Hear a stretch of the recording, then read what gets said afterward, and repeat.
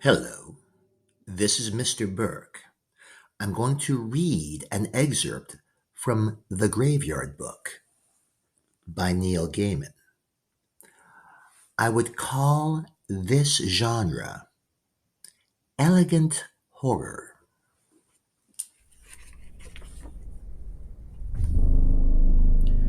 There was a hand in the darkness, and it held a knife. The knife had a handle of polished black bone and a blade finer and sharper than any razor. If it sliced you, you might not even know that you had been cut. Not immediately. The knife had done almost everything it was brought to that house to do, and both the blade and the handle were wet. The street door was still open, just a little, where the knife and the man who held it had slipped in, and wisps of nighttime mist slithered and twined into the house through the open door. The man Jack had paused on the landing. With his left hand, he pulled out a large white handkerchief from the pocket of his black coat, and with it, he wiped off the knife and his gloved right hand, which had been holding it. Then he put the handkerchief away. The hunt was almost over.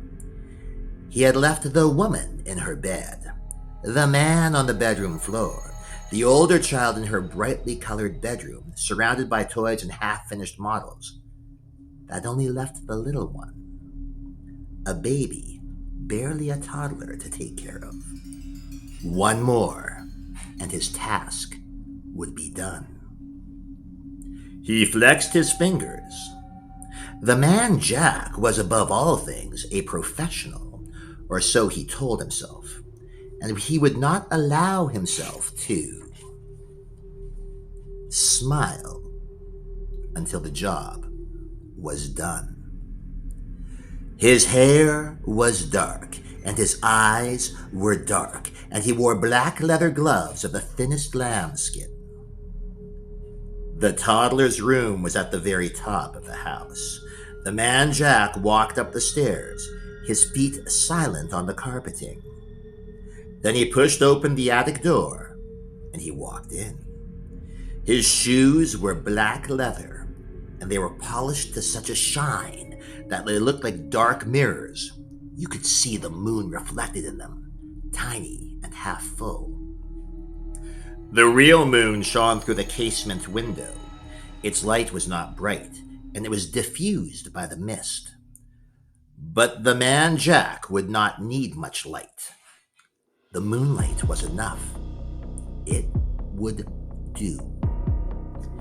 He could make out the shape of the child in the crib, head and limbs and torso. The crib had high, slatted sides to prevent the child from getting out. Jack leaned over, raised his right hand, the one holding the knife, and he aimed for the chest. And then he lowered his hand. The shape in the crib was a teddy bear.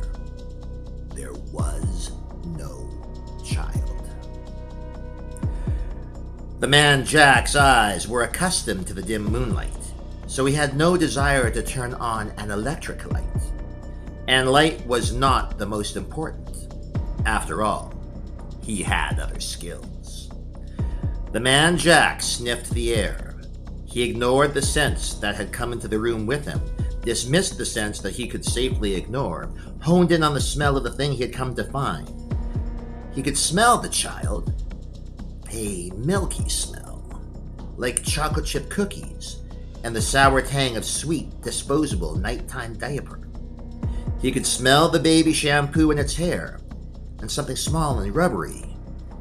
A toy, he thought, and then no, something to suck that the child had been carrying. The child had been here. It was here no longer. The man Jack followed his nose down to the stairs through the middle of the tall, thin house.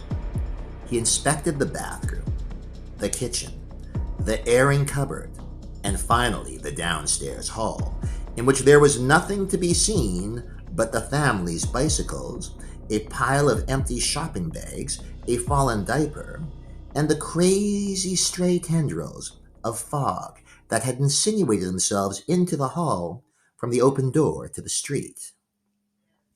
The man Jack made a small noise then, a grunt that contained in it both frustration and also satisfaction. He slipped the knife into its sheath and in the inside pocket of his long coat, and he stepped out into the street.